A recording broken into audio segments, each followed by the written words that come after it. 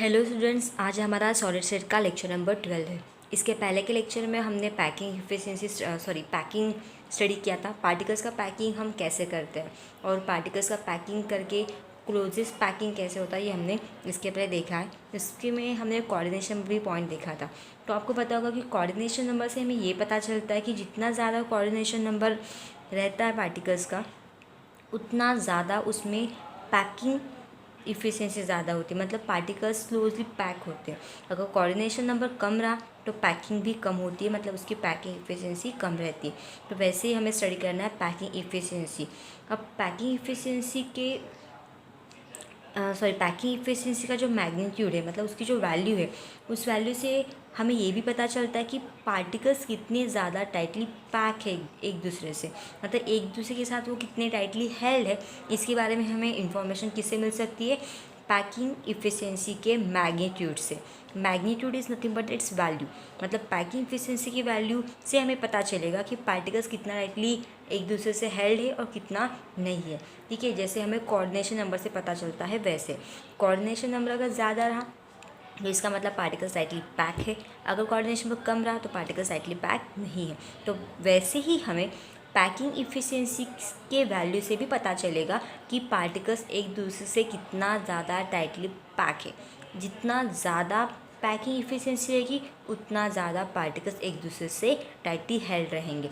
ठीक है, देन तो ये हमें पैकिंग इफ़िशिएंसी क्या पता चलता है कि magnitude of packing efficiency it's a measure of how particles are tightly pack. Particles एक दूसरे से कितने ज़्यादा टाइटली पैक है, ये हमें पैकिंग इफ़िशिएंसी से पता चलता है। ठीक है, अब उसके डेफिनेशन देखते हैं। तो एग्जैक्टली डेफिनेशन क्या है कि packing efficiency it's a fraction, एक तो वो फ्रैक्शन में रहता है या फिर इट्स अ परसेंटेज। किसका परसेंटेज होता है वो?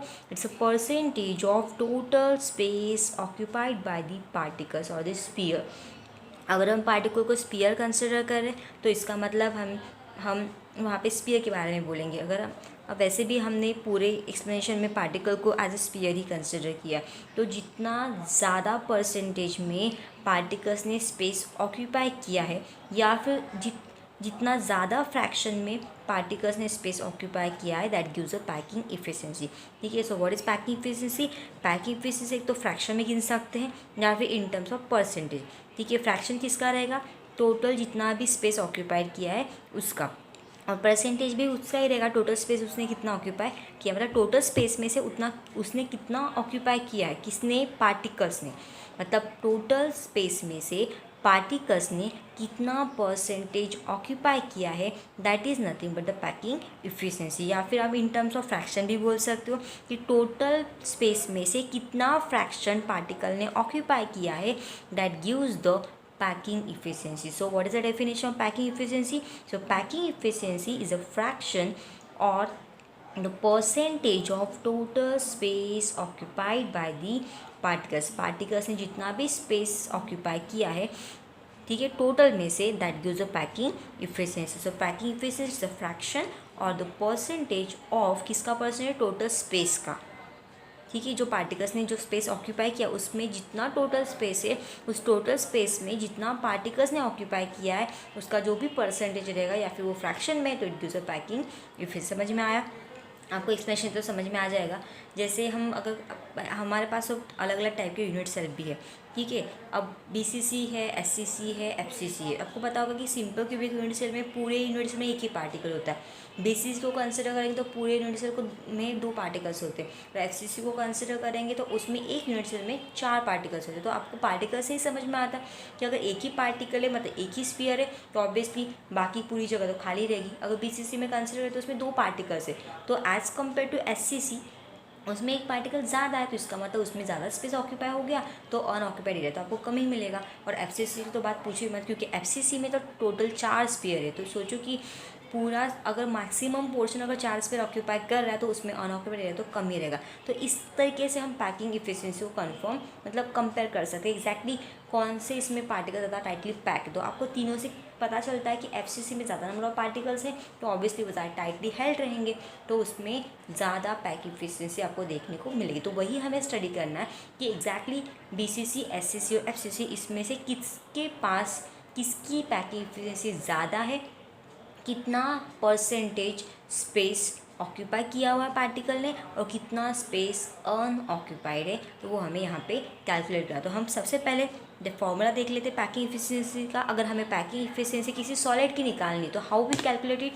सो packing efficiency is calculated by using formula that is volume.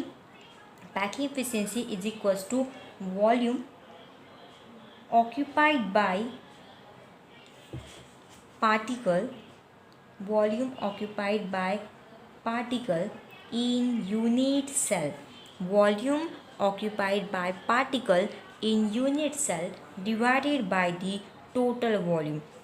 ठीक है, अब टोटल वॉल्यूम किसका रहेगा? It is also of unit cell.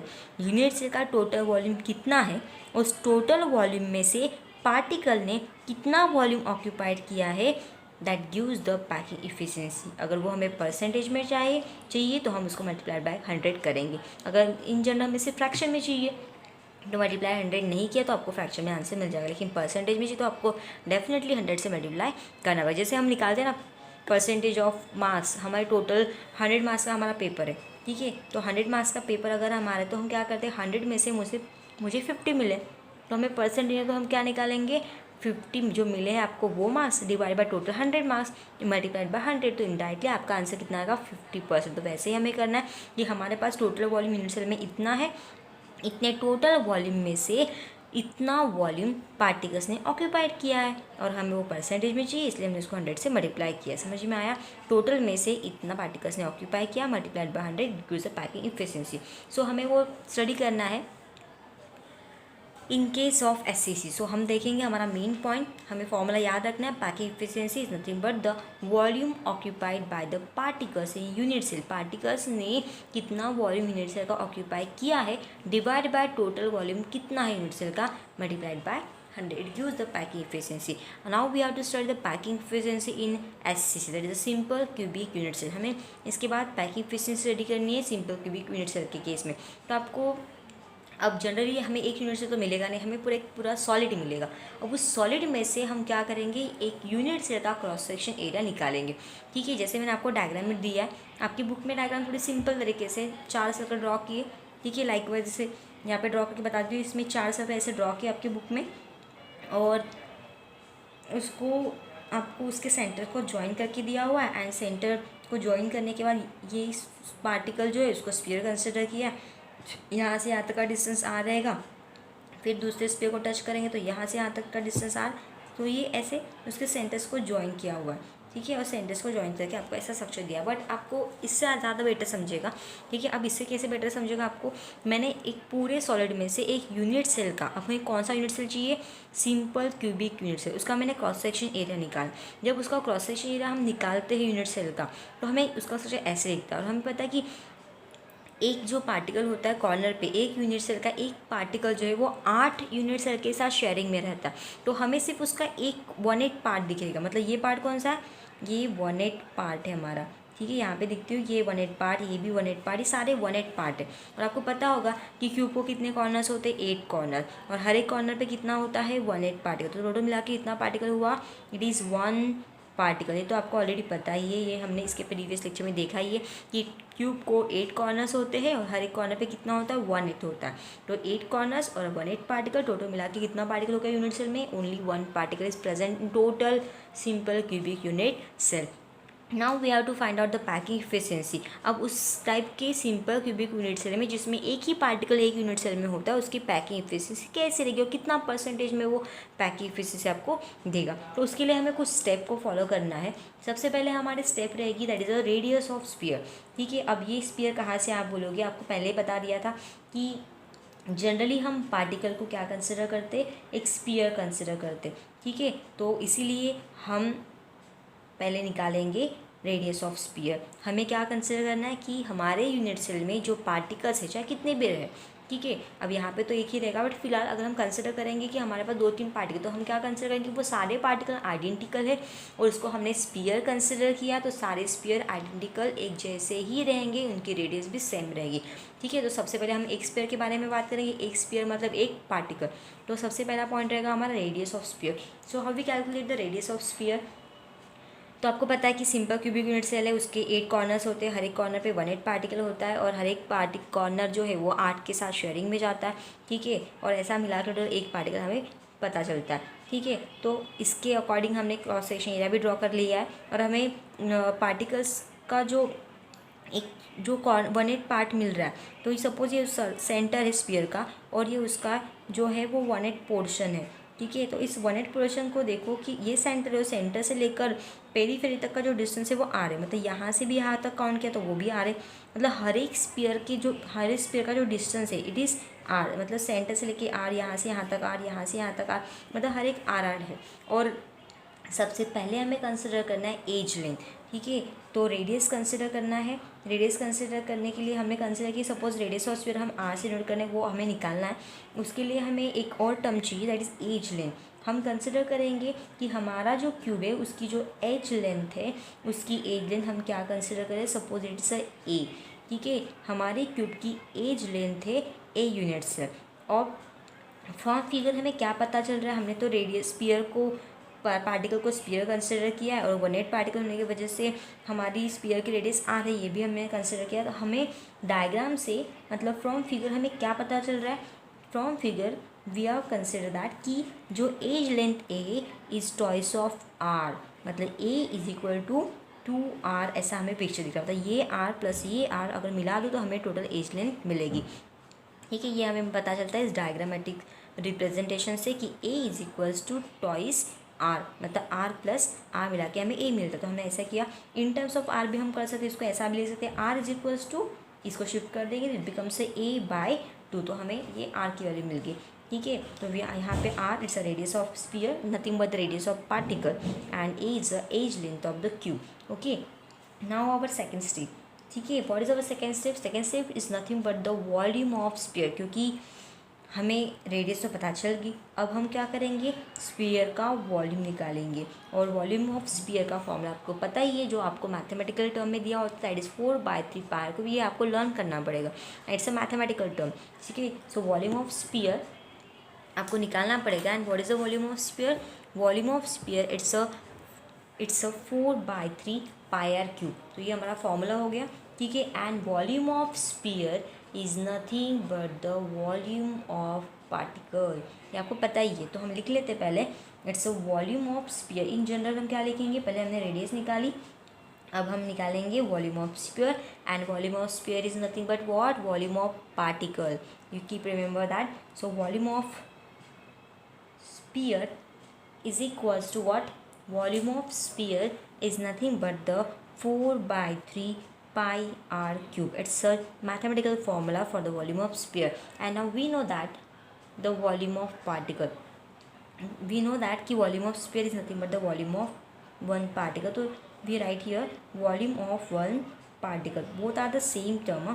बस हमें क्या करना है यहाँ पे कि हम वॉल्यूम ऑफ वन पार्टिकल जब कंसिडर करेंगे तो हम in place of R a/2 put up कर सकते हैं। आपको ये याद रखना है कि volume of sphere and volume of one particle it's a same term, ये दोनों सेम टर्म है क्योंकि हमने पार्टिकल के लिए स्फीयर यूज़ किया है इसलिए। So volume of one particle is nothing but the 4/3 pi R. Instead of R आप क्या पुटअप कर सकते हो, अभी हमारे पास आर की value that is a/2, now we put up it's a/2 whole cube. ये कहाँ से आया, यहाँ से, ठीक है। हमने आर की वैल्यू यहाँ पे पुटअप कर दी।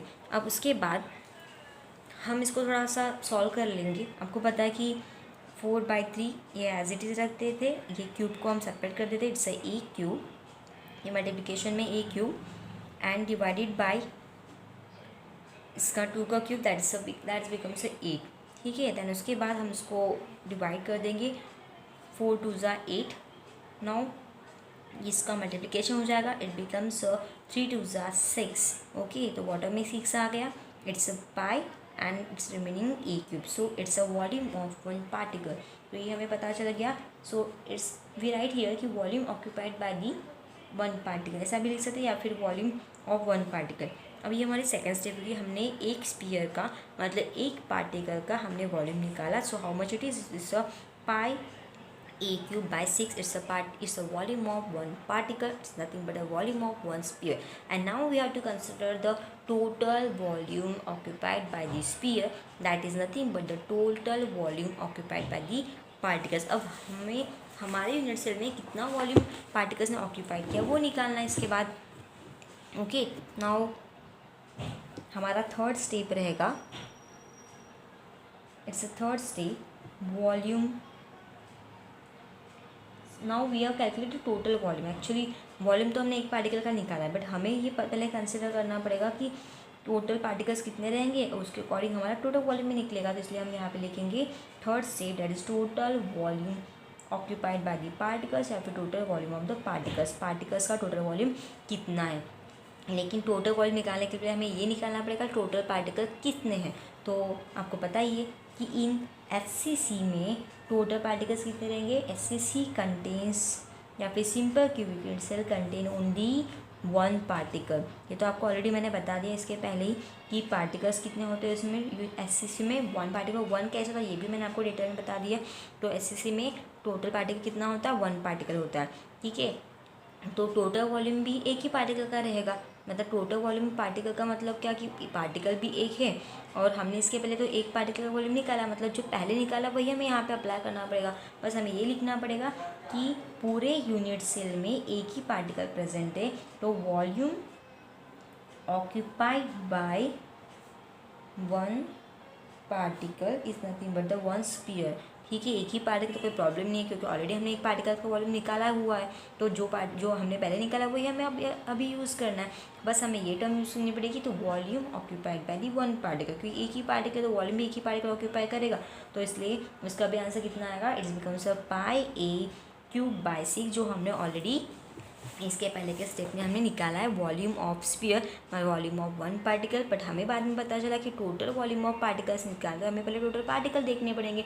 लेकिन HCC में तो एक ही पार्टिकल है, तो जो वॉल्यूम एक पार्टिकल का है वही वॉल्यूम हमें यहाँ पे आगे यूज़ करना पड़ेगा. So volume occupied by one particle is nothing but the pi A cube by 6. Okay, now it is pi A cube by 6 is the volume occupied the one particle. हमें अब total volume तो पता चल गया कि particle ने कितना volume occupied किया है, पाई क्यूब बाय 6 इतना वॉल्यूम उसने ऑक्यूपाइड किया है.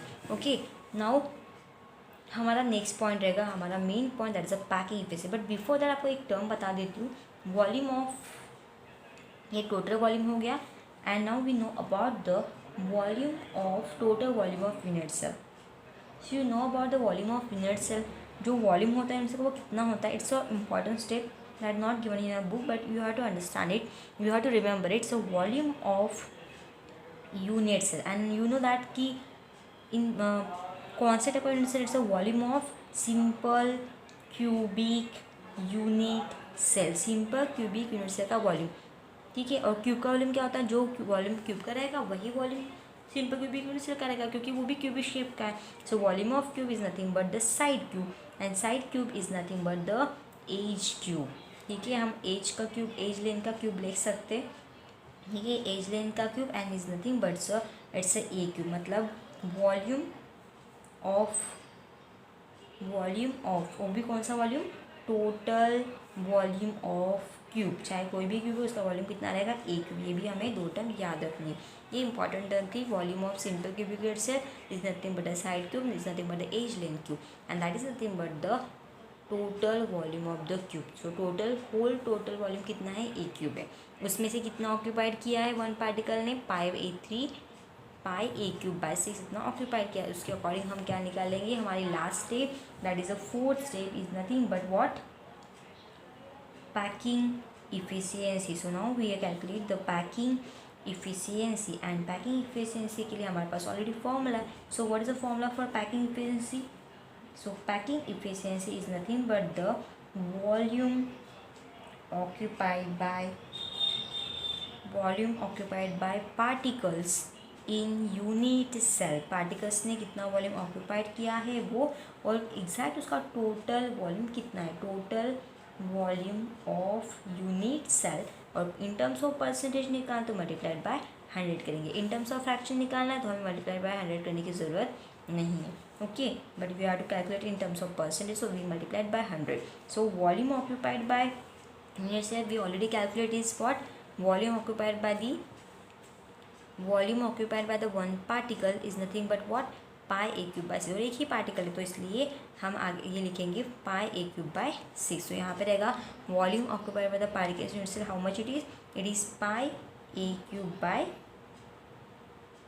6. एंड टोटल वॉल्यूम कितना है? It is how much it is and total volume of the unit cell is nothing but the A cube. So what we get here when we calculate it and multiplied by 100. आपको ये भी याद रखना है. Now you know variable हम इसको ऐसा भी लिख सकते हैं. आपको पता होगा कि ए क्यूब तो कैंसिल हो जाएगा क्योंकि वो मल्टीप्लिकेशन हम इसको ऐसा लिखेंगे pi by 6 a cube divide by a cube इधर चला जाएगा ये ऊपर, तो a cube get cancel into 100. So how much it is pi multiplied by 100 divided by 6. Okay, now we know that how much what is the value of pi? You know very well, it's a 3.142. So now we are putting this value, what we get here, 3.142 divided by 6 here multiplied by 100 and divided by 6. By calculation we get an answer, it is a 52.36%, क्योंकि हमने 100 से multiply किया है. तो your packing efficiency it's in terms of percentage. So in SCC, in simple cubic cell, when the crystalline solid or crystal lattice is made up of simple cubic unit cell, then their packing efficiency is 52.36%. मतलब SCC type के unit cell में 52.36% इतना space occupied होता है. कितना unoccupied रहेगा तो उसके लिए हमें क्या कंसिडर करना पड़ेगा कि सपोज हमारा जो पूरा सॉलिड है उसमें पूरा 100% पार्टिकल्स पैक है. 100% कब बोलेंगे? जब पूरा एरिया पूरे पार्टिकल से पैक रहेगा तो हम बोलेंगे कि उसकी पैकिंग एफिशिएंसी 100% है. बट यहाँ पे कितना एरिया ऑक्यूपाइड है? ओनली 52.36%. इतना ही एरिया जो है वो ऑक्यूपाइड है. मतलब इतनी पैकिंग एफिशिएंसी, उसकी पैकिंग एफिशिएंसी 52.36%, मतलब टोटल में से उतना ऑक्यूपाइड. तो हम कंसिडर करेंगे कि टोटल कितना होता है.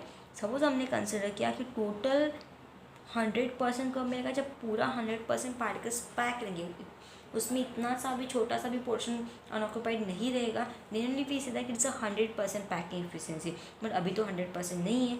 तो सपोज हमने कंसिडर टोटल पैकिंग एफिशिएंसी 100% है, बट 100 में से उसने इतना ही ऑक्यूपाइड किया हुआ, तो फिर बचा कितना? तो जो बचेगा 100 में से that gives a unoccupied area. मतलब वॉइड अनऑक्यूपाइड एरिया अगर निकालना है तो unoccupied area in terms of percentage ही निकालना है. एंड ठीक है, unoccupied area, percentage of unoccupied area आपको निकालना है.